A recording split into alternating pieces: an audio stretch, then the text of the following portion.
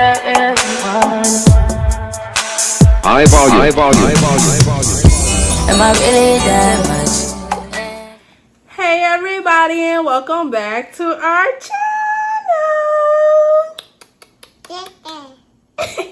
What Papa said.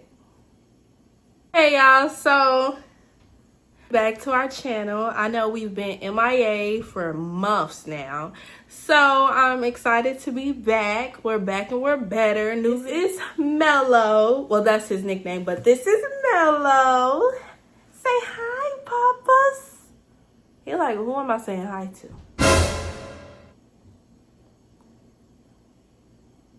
Now he want to act shy. This baby is not shy. His story time is going to be my...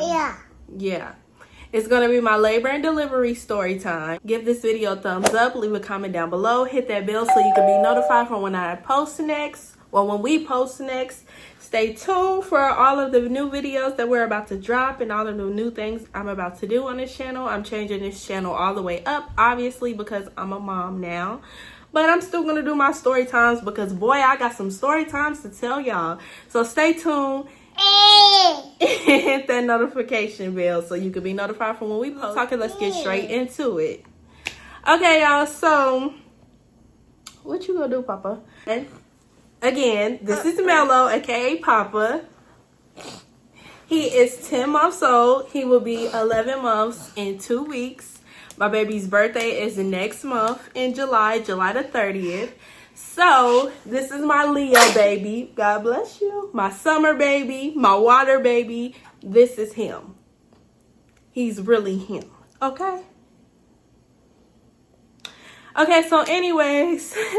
Yay. So July the 27th, 2024 was my due date.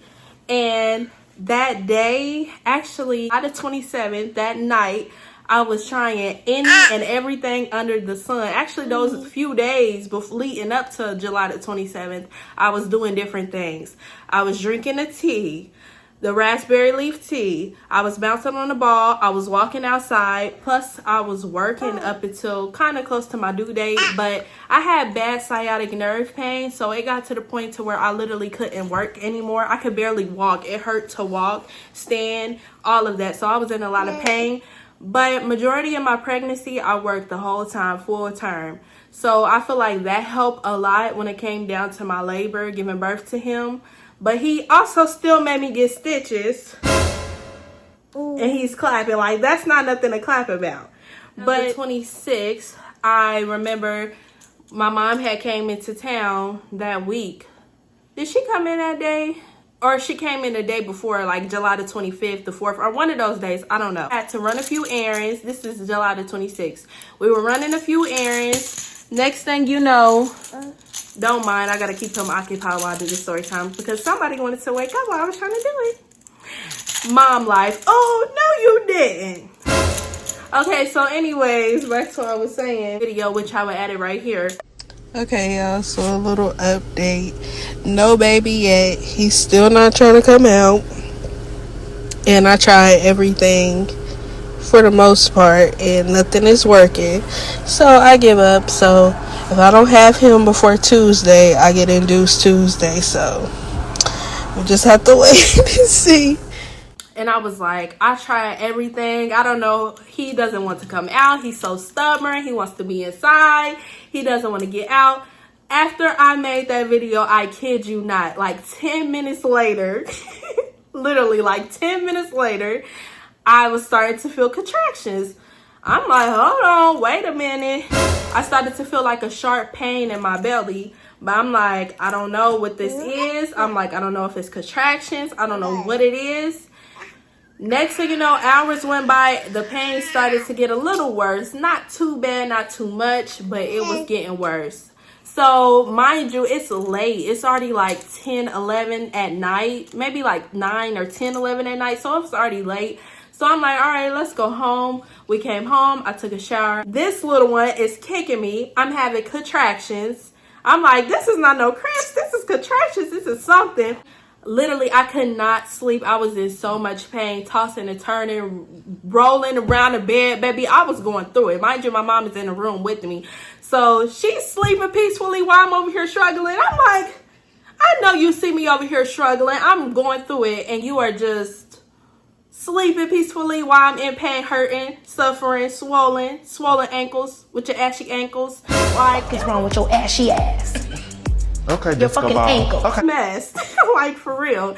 So I woke my mom up. I was like, I gotta go to the hospital. I can't do it no more. I said, I think I'm in labor. I'm about to be in labor or something. So we made it to the hospital. We got back there. The lady checked my cervix, which when they check your cervix, it's the most uncomfortablest thing ever. Like, it's like they have man hands and they're so tough and rough. Like, you do not have to be that rough down there. Slow it down, lady. So I'm like, she checking my cervix. It was so uncomfortable. I was in so much pain. So when I got checked in, mind you, the day I got checked in was July the 27th. Mind you, July the 27th was my actual due date. So I was supposed to have him on that day anyway. So it made sense why the day before I was having contractions, because I'm thinking I'm about to go into labor and have him July the 27th, right? Keep that in mind. Then they didn't even put me in the room. When they checked me in, they had me go into like I forgot what they call it, but before you go to the main room, they put you in like a separate area with different rooms. I don't remember the name of it, but if I do, I'll add it. But if you know, you know. And she was like, oh, you're only like 1 centimeter dilated. I'm like, 1 centimeter dilated, baby. I need to, the way that pain was feeling, I thought I was at least a good 4 centimeters dilated, baby. I was 1 centimeter dilated. I could go home, try to walk around, drink water, work out, bounce on the ball. Everything that I've been doing leading up to my due date is what she basically told me to continue to do. And I was so pissed off because I thought I was going to have him that day, and I did not. She told me that I was in pre-labor. Mind you, I did not know it was a such thing as pre-labor. My mom didn't either. My mom never experienced that either. So she didn't know. We both were confused. Like, pre-labor, what? What is that? I basically continued to walk around, up and down the steps, walked around the neighborhood, bounced on the ball, drink the tea. I even tried to pump a little. Oh my goodness, not my glasses. I even tried to pump a little because they said that helps you go into labor. Baby, that breast pump was hurting my nipples. I said, oh, I cannot do this. I didn't have the nipple cream then, so I'm like, yeah, this stuff hurts. That's the 28th. Kept doing the same thing. By the 28th, the pain started to get much more sharper. So then that brings us to the 29th. It still was hurting. But before, I forgot to mention, while I was at the hospital, July the 27th, she said, if you do not have him within the next few days, you're going to get induced July the 30th. So I'm like, okay, that's only 3 days from today. So that means the 27th went by, still no baby. 28th, no baby. 29th, no baby. So by the time we got to July the 30th, early in the morning, not even early in the morning, like throughout the night, I think I went to sleep early. But yeah, I think I went to sleep early, and then throughout the night, I literally was having bad contractions the whole night. Like this, I woke my mom up. We rushed to the hospital. Mind you, we had to get up and go to the hospital earlier anyways because they were trying to induce me. Mind you, when I was pregnant, they were trying to induce me early anyways, talking about some, I had preeclampsia or whatever. But mind you, when I was at home, my blood pressure was never high. But when I was at the hospital, it would be high because I had bad anxiety going to the hospital because it puts me in that place to where my dad passed away when I was young. I was 9 years old, and I remember going to the hospital and seeing my dad passed away in the hospital bed. So it gives me bad anxiety, and I just don't like being at the hospital. I still to this day don't. So the only time my blood pressure would be high was when I was at my doctor's appointment because it was at the actual hospital. And they were trying to induce me way before my due date, but I kept standing my ground and I told them no. So this goes for all the mothers out there. If your situation is similar to mine and it's not even like bad, it's just like, it's like that at the hospital only or whatever, I suggest you continue to wait it out as much as you can, as long as you can. Like, I know people that got induced early and they regret it. They wish they would have held on. That's why I'm glad I stood my ground. I kept telling them, no, I'm waiting till my due date or close to my due date. They were trying to induce me like weeks before my due date or a week before. Like, what's the point? He will be here next week, so why are we rushing? I heard the reason why they try to rush to induce you is because they get a paycheck, a nice fat paycheck at that. So I don't know how true that is. Don't quote me on that, but that's what I heard. So I'm like, no wonder why they're trying to induce me early. I was supposed to be there at like 8:30. I didn't get there till like 9 something, almost 10 to get induced. So I got checked in. We went up to the room. They checked me into the room. I had me change and put on the gown. So then they started to, you know, put the little IVs and stuff through your hands. That stuff hurt. That lady had to poke me like 2 different times and my hand was hurting and on fire. And she kept saying, I'm sorry. Like, girl, get it right the first time. You poking me twice in my hand and it hurts. Like, I was so irritated. It hurted so bad. From after, yeah. So after that, my cervix again, and they were, by then I was 4 going on like 5 centimeters dilated. They were like, oh, you're already 5 centimeters dilated. I was like, oh, okay. With them saying that, I didn't have to get induced because I was already farther along. So I went from July the 27th at 1 centimeter, go to the hospital 3 days later, I was already 4 to 5 centimeters dilated. So I'm like, yes, I don't have to get induced. What we got to do, let's get this done. So then she was like, would you like for us to do the membrane swap? I think that's the name of it. I was like, yeah. That stuff hurt so bad. Like, between the cervix, that, and them, well, breaking your water wasn't as bad. But those 2 things were so painful and irritating. I'm like, if she won't get out of here. Okay, so anyways. Hi. So anyway, she did this little swab. It's like they literally go just like this. And it hurts so bad. And it just, the feeling is just, if you know, you know. It's just like a weird feeling. It hurts so bad. Like, it really does. So then after she did that, she was like, okay, we'll come back and check you. So then they came back to check my cervix. I was like 4. I was, no, not 4. I was like 6 centimeters dilated then. They were like, okay, so it's up to you. Do you want to wait it out, see if he'll come on his own, or do you want us to break your water, or what do you want us to do? I'm hesitant because I'm like, I'm in pain. I don't know. I can't even think right now. My mom was like, you might as well get your water broke. So I'm like, yeah, let's just break my water. So she came back. They broke my water.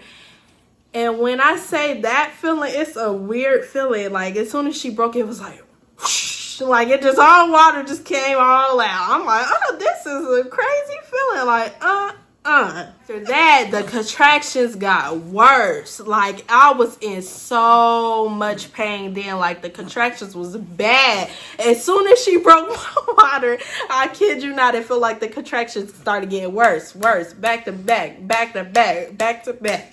Like, it was hurting so bad. But during the whole time, his heartbeat was perfect. It was great. So, you know, it wasn't no issue with that. It got to the point to where she came back and she checked my cervix. She was like, oh, there isn't a cervix. So the doctor, he was in there too. She was like, oh, there isn't a cervix. So my heart dropped. Like, I'm like, oh my gosh, I'm about to have this baby. Mama, can you please have this baby for me? Like, please. You experienced it twice, so why not a third time? So that's what I'm just saying. I'm like, I can't do it. I was in so much pain, y'all. I was supposed to take pictures. I didn't even take pictures. I was in so much pain. My hair, my braids was looking all raggedy and the dog crazy. I was supposed to put them up into a bun and do my edges. My mom was trying to do them while I was, you know, going through it. I'm like, I can't do it, mama. Just leave my hair how it is. Like, that's how bad it was. I didn't even want to get cute to take pictures. And y'all know I love pictures. So I think it was worse. Like, if I wasn't in pre-labor for 3-4 days before I gave birth to him, I feel like I would have been cool. I would have did, because we were supposed to do TikToks and everything, and we didn't. So I'm like, if I wasn't in pre-labor, I would have been cool. I would have been doing all the TikToks, all the videos, all the vlogging, more vlogging. Like, I vlog, but I could have did more. Uh-oh, baby. I could have did more. I could have did so much more, but I was in so much pain. I was in pre-labor for 3 days before I even had him. So I'm like, you got to look at that in consideration, because I was already going through it for days. Yeah, I'm doing a little push, like if y'all, like, push them out. Like, I was literally doing little pushes, because I'm like, oh, I got to get used to this. So then the pushes started to get stronger, better. And she's like, that's, you know, my nurses, they were the best. Like, they were the best. Even the doctor, he was great too. Like, he was the best too. Like, everybody was, you know, helpful, patient, you know, but, you know, helping me through it. My family, everybody was helping me through it. Like, it was the best experience ever. And I would do it again 100%. I would do it all over again.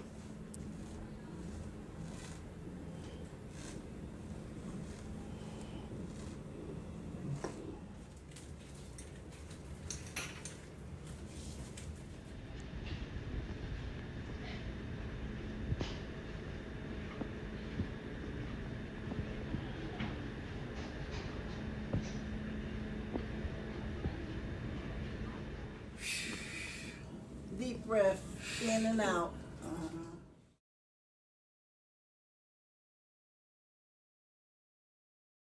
3-4 days in pre-labor, the giving birth, I was in labor for like 12 plus hours. I would do it all over again, because he was worth it. He is worth it. This is my biggest blessing ever, like, literally. The best thing that's ever happened to me. He's made me a mom. This is my first baby, my first child, my papa, my everything, my heart outside my body. This is my world right here. But I'm sorry, I just had to brag on my baby. So anyways, so then I'm pushing. Baby, I was pushing for 2 hours. I don't know what kind of big mooses y'all got to where y'all only had to push 2 pushes and that baby was out. But baby, that was not easy at all. Giving birth is not easy. One of the hardest things I've ever had to do in my entire life. Like, it hurt so bad. The pushing hurt. Him coming out hurt. I had to get stitches, so that hurt extra. Like, everything was just hurting. Maybe it was an hour, but I don't know. But it felt like I was pushing for 5 hours. It wasn't 5 hours. It was like an hour. Finally, we see some hair. They're like, oh my God, we see some hair. He has a handful of hair. Keep pushing. And then we have MELO. He is named after my dad, who passed away. I literally gave him his same name, but I just changed it and put an extra letter at the end.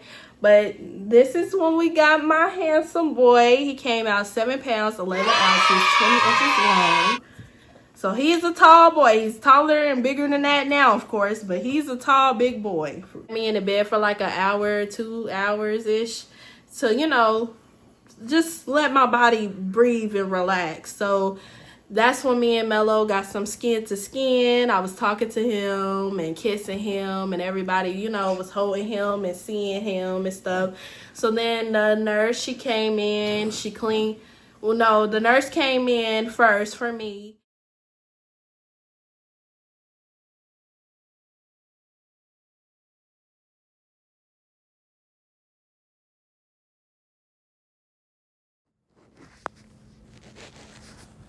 She helped me go to the bathroom. When you get up after giving birth, that is a pain like no other. That stuff hurts so bad. Just walking to the bathroom, it was so much pain. I was so over it, literally. She helped me get cleaned up and wiped and everything. I'm like, shout out to y'all, because baby, they have to go through a lot just like we. They got to clean up our blood. They got to do this, that. Like, it's a lot that comes to it. So shout out to our nurses. They were the best. All of them. Even the doctor, he was the best. Like, everybody did such a good job. Oh, yeah, I had to get stitches. He ripped me to a 3rd degree. So as I'm, you know, spending time with him doing skin to skin, I'm feeling the man stitch me up. I'm like, oh, that hurt. Oh, and then by the way, I had got an epidural. I got it at 7 centimeters, probably 7 centimeters dilated. So I held it out for as long as I could, but I just couldn't take it no more. That pain is like no other. I thought I was gonna be a natural girly, but nah, I wasn't, and I probably won't be a natural girly when I have more kids in the future. Cause that pain hurt. I don't care what nobody say. That stuff hurts, and it's not for the weak. I was getting the epidural. I was kind of shaking a little bit. My mom like, you gotta be still, Yana. So she trying to hold on to me, hold on to my legs, because I'm shaking, but I'm trying not to shake.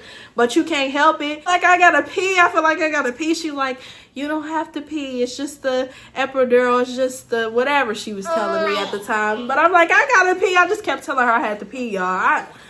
I don't know if I had to pee or not, but my body kept making me feel like I had to pee. So then she had me go to the bathroom and nothing literally came out. I'm like, this is crazy. He's doing all of this because he wants to get down. That healing process was crazy. The nurse came in. She got him together. She cleaned him up.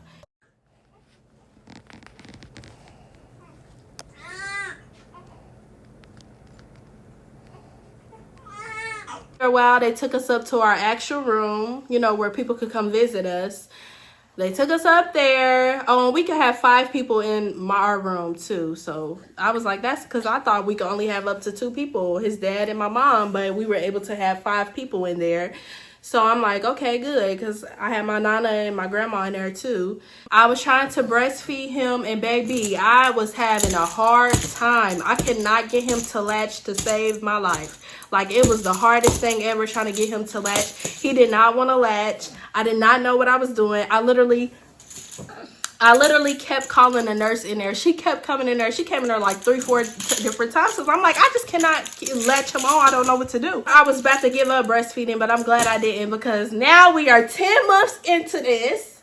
He's about to be 11 months on breast milk, and he's about to be a year old. I'm stopping when he turns 1. But so woo woo. So shout out to me for making it this far with breastfeeding, because those days in the hospital were crucial. I didn't think he would be a breastfed baby. Honestly, he was about to be a formula baby for real. Eventually, he started to latch on a little more. The next morning, literally got 30 minutes of sleep. Like, we literally didn't get no sleep. He would not let us sleep at all. The nurses didn't really come in too much. They did come in, but not as much. So then that next morning, I'm like, can I take a shower? She was like, yeah, you can take a shower. So she assisted me, and I took a shower, and I felt so much better and clean.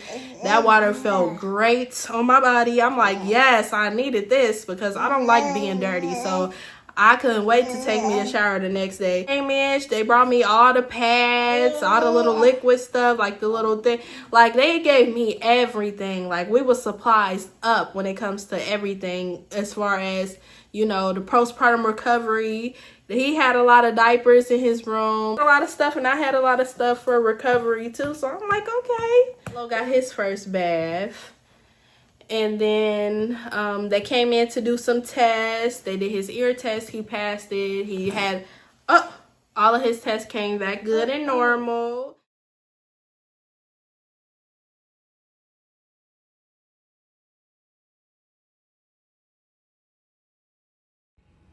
Doesn't make me act like that, but whatever you think about it makes me like it not in the like feel on the outside, just the inside I'm angry at it. These kids.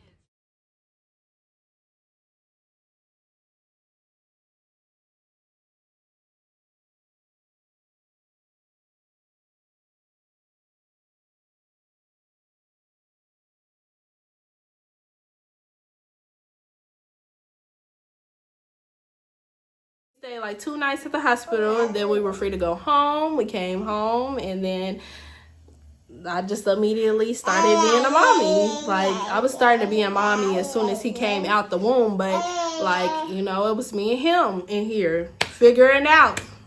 And I figured it out, and I did it, and I'm doing it, and my child is my biggest blessing ever. My firstborn boy.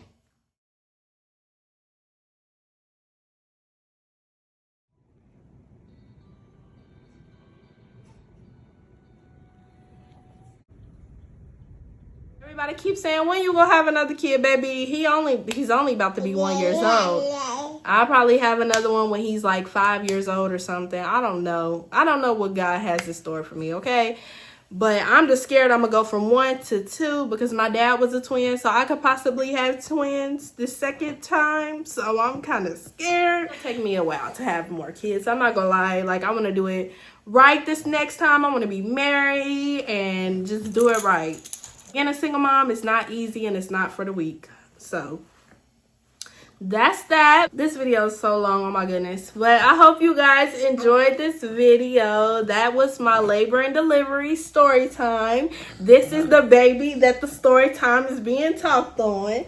This is MELO. He's so sleepy, y'all. Don't mind him. Say hi. Say hi. Say my name is MELO. But this is my baby boy, MELO. Like I said, he's 10 months. He's about to be 11 months, 2 weeks from now. And he will be 1 July the 30th. And it's crazy because my birthday is January the 30th. His birthday is July the 30th. When I turned 23, he turned 6 months.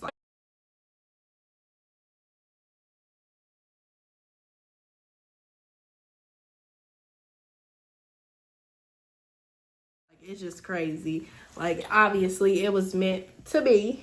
And this is my bestie, my broke bestie. And yeah, so I hope you guys enjoyed this video. MELO, he's over. I gotta get him down for a nap. But I hope you guys enjoyed this video. Continue to subscribe. Give this a thumbs up. Stay tuned for the new videos that I will be posting next. And I will see you guys in the next video. Period.